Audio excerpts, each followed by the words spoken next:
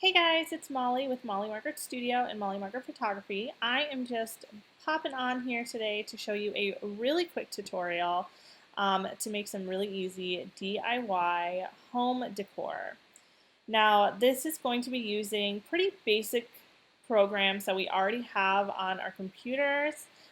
You can either use Pages, which is just a free app that you can get through Apple. You can use Microsoft Word, basically any program where you are able to download and install a custom font and then control the size of that font.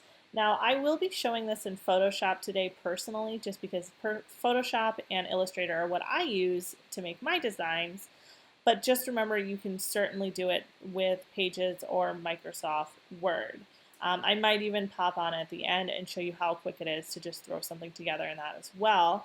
And this is really fun because then you can just go ahead and print your own decor for your home, frame it, put it up on the walls, and it can be totally custom to what you want it to say and how you want it to look.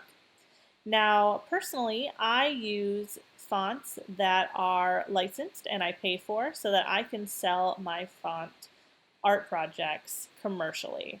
I do sell on Etsy and I do sell my designs otherwise. So I do want to make sure that the fonts that I use are not restricted to personal use only. However, I do have a few good resources for you if you're just going to be starting off and making these and not selling them and just planning on using them in your home. So I'll pull up those resources here. So my favorite place to get fonts is called defont.com. Now I have already selected the handwritten section of the script area, but there are just tons of different categories in here. And I use this website for personal projects all of the time.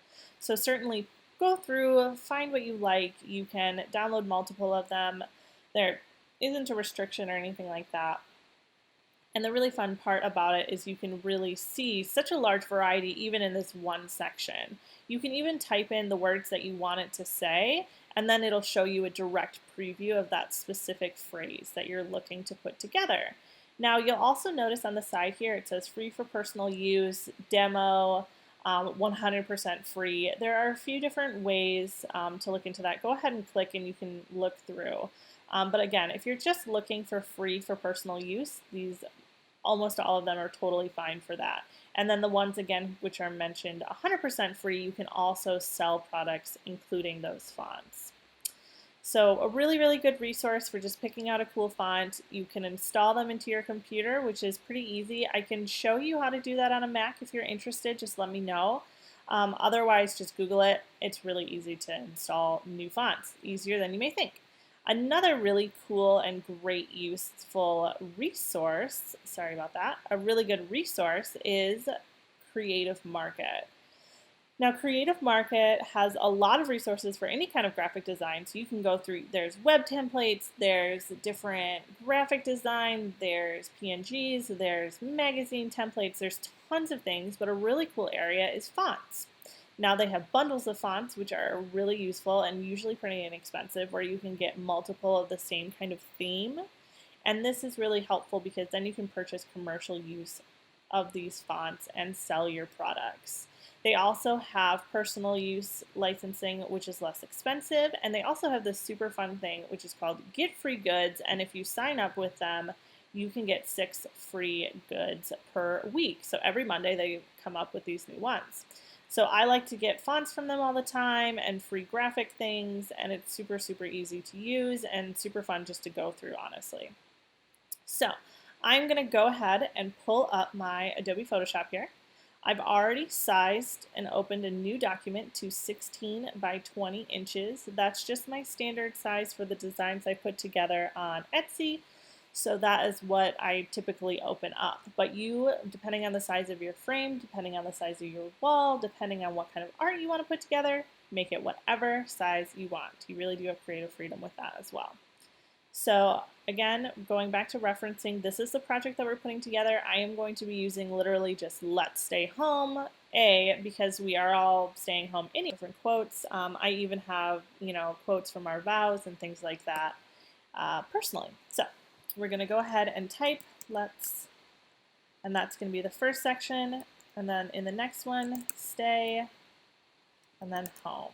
Now to break that down a little bit quicker, or a little bit better for you, I apologize, When you open your Photoshop and you're going to type in, you want to go ahead over to the left-hand side, and you'll see it says a horizontal type tool. There's a bunch of different ways you can put type in Photoshop, but that's just the quickest, easiest way.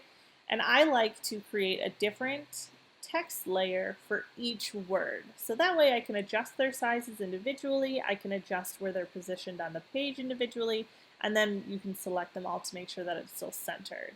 So as you see, I've already typed let's stay and home.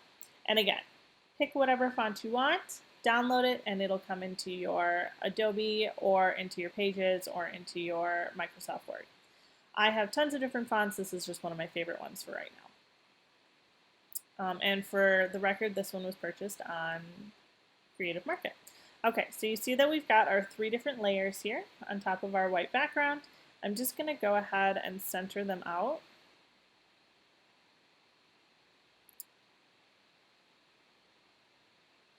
So as you can see, Adobe by default will pull in center cues for you.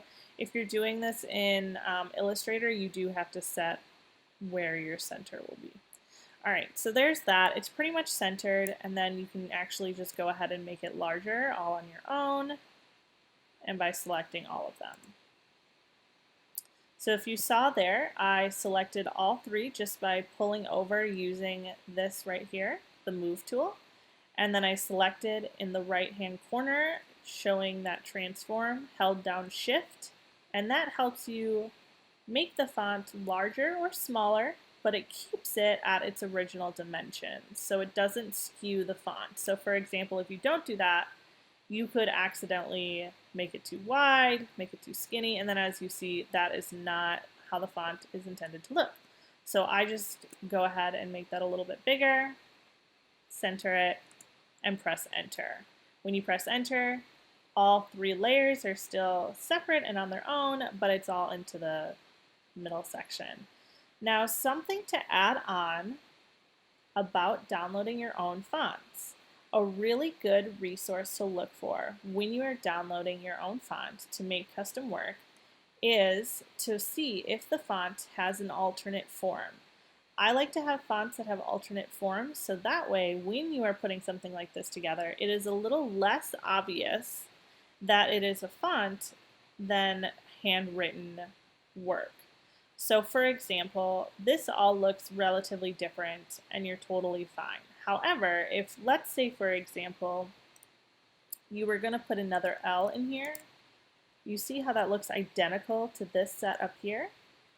If you have an alternate form, you can go ahead and adjust that, and then it actually looks different, which then gives you a better feel of, oh, this was written by hand, or it helps give it a little bit more dynamic digital design. So there you go. Here's just a really quick, easy way to put something together.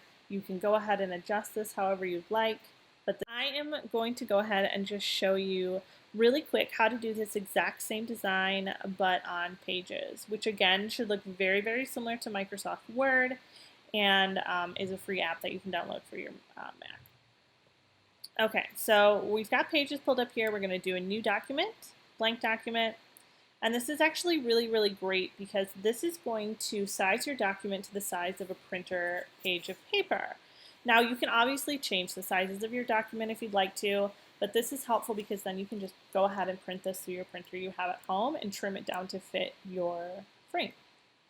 So same phrase we're going to do here, let's stay home. I'm going to go ahead and correct those capital letters because personally I just think this font looks better not capitalized.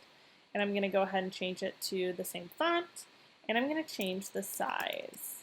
So let's do 200. But now as you see how it kind of really, really spread out there, so you can go into the Layout tab and go ahead and change, or oops, sorry, Style.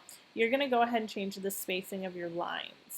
So I like to change mine to about 0.5. We'll keep them pretty close like that. Let's do 0.6 for this one. So that way it gives it a little bit more space between that stay and home.